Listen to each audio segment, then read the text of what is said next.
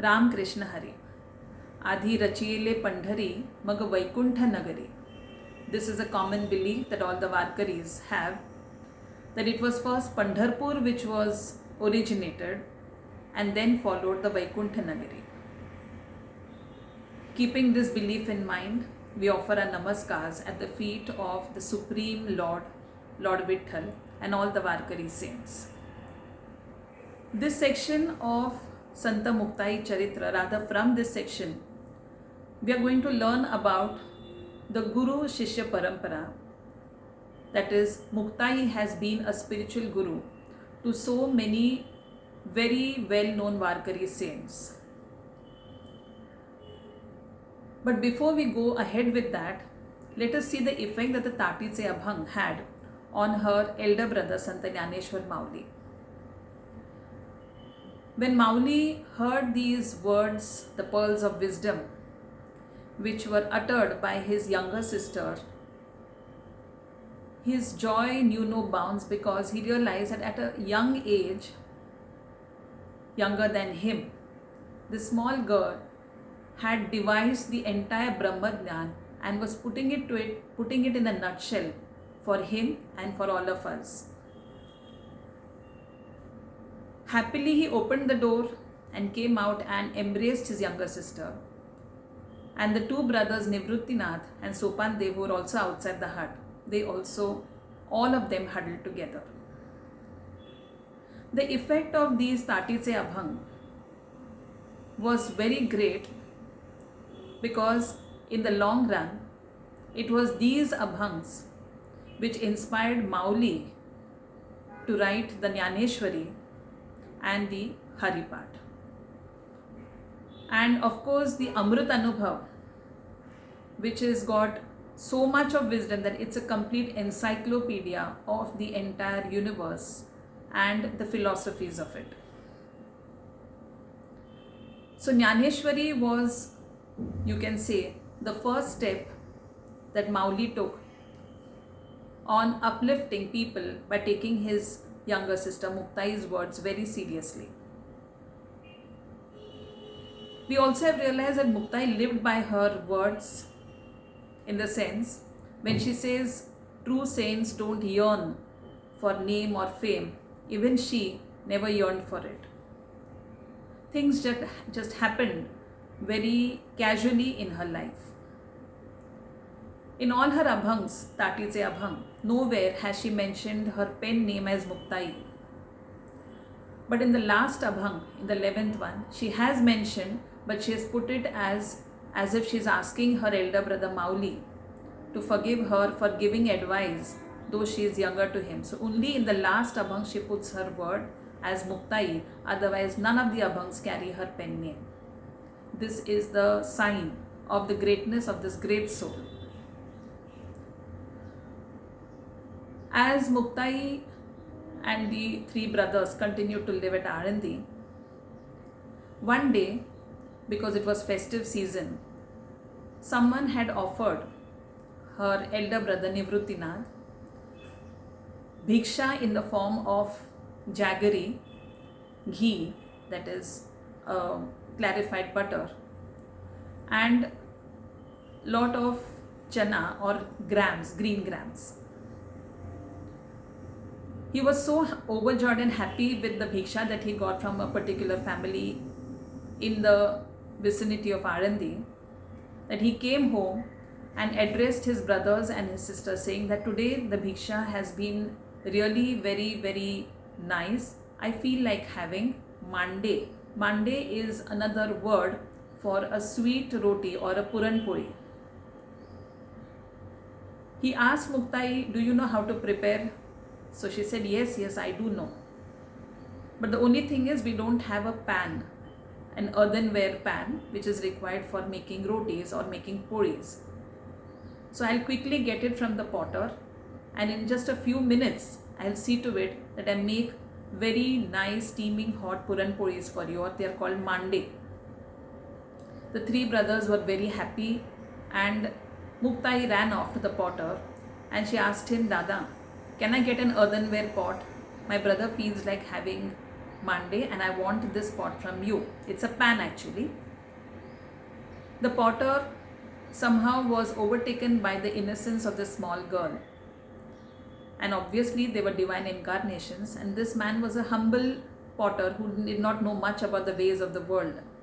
So he happily gave her one earthenware pan, and she was coming back home singing happily, dancing to her own natural rhythm. And on the way there was this person called Visoba Chati. This person was a jeweler by profession, and he was one of those dissenters of Arandi. The moment he saw this small girl dancing away and singing and walking towards her home, he stopped her and asked her, "You brat, where are you going? What is that in your hand?" Very innocently Muktai answered him, "Kaka," that is uncle, "I've got this pan from the potter because I want to make Puran Puri or mande for my brothers.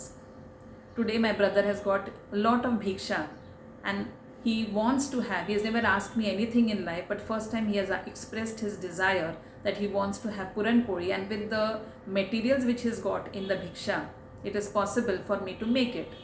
As I know how to make it, I'm taking this pan and I'm going to make very hot steaming Puran Puris for him. Not only him, the other two brothers as well." This person, Visoba Chati, was very angry with the fact that this family was going to enjoy, even few moments of joy were not supposed to be had by this family, is what the entire dissenter group of Arandi thought. There were a few people who supported this brethren, but this person, Visoba, was among the one who resented these four. He snatched the pan from her hand and threw it on the ground and smashed into pieces. The little girl started crying. She said, "It's okay, you've broken this pot, I'll go back to the potter and get another one." Behind her ran Visoba, and he told the potter, he warned him that if he would give her another pan, he would take action against him. He would treat him as an outcast from the village. And he said that some money which you had borrowed from me, you had taken as loan from me, that money also I will demand from you this very moment. The potter, a poor helpless man, got frightened, and he folded his hands and told the little girl, "I cannot give you the pan. It is not possible because of the conditions which Visoba has put in front of me." Muktai went home running, and she was crying all the way. Just see the paradox in the situation. A few minutes back she was dancing happily to her home, but now she was running and she was crying bitterly all the way home. Seeing her crying, her brothers immediately asked her what the matter was. Sobbing terribly, she told Jnaneshwar Mauli, "Dada, I got a pan from the potter, he gave it to me. But on the way, Visoba snatched it from my hand and broke it into pieces, and he threatened the potter not to give me another one. Nivruttinath Dada wanted to have mande or Puran Puri. Now where will I bake it? Where will I fry those Puran Puris or mande?" It is the first time that Nivruttinath Dada has asked me ever anything. Otherwise, we four have never asked each other anything, but he lovingly told me to make this. And so I was about to do it, but then this is what is the situation. She is sobbing terribly, crying, and at the same time, Jnaneshwar Mauli is smiling at her. He says, "Don't you worry. I'll lie flat on my stomach. You can roast or fry or heat those Puran Puris, cook those Puran Puris on my back." She's taken aback. She says, "How can you do it? It requires a lot of heat and temperature." He says, "Just do not worry. Just prepare that and put it on my back, and it will get nicely cooked on my back."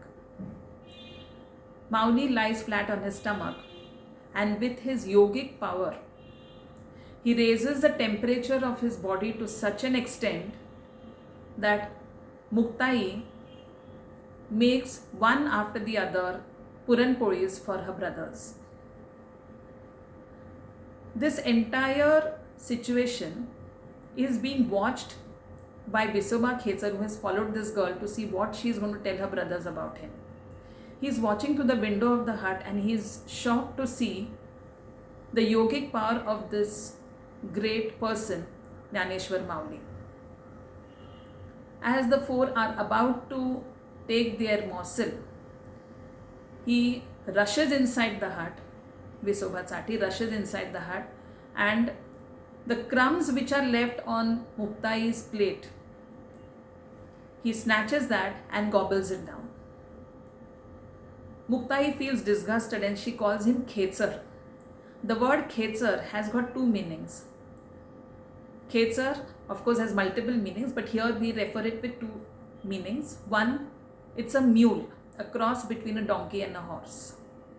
So when you call someone a donkey or something, she calls him a Khetsar.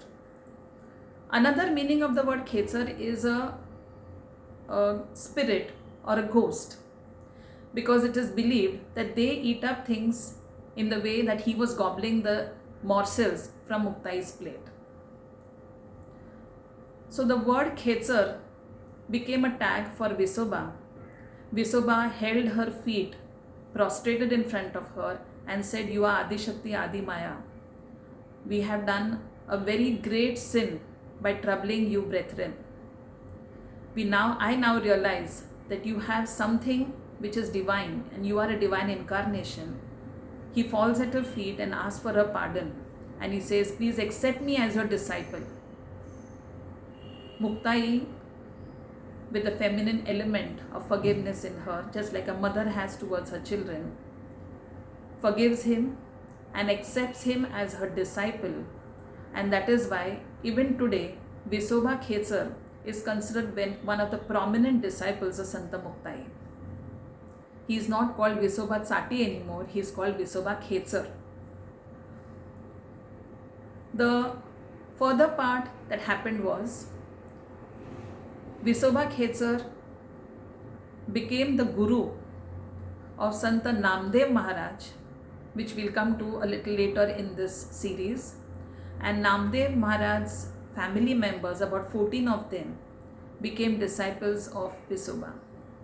So indirectly, all of them were disciples of Santa Muktai.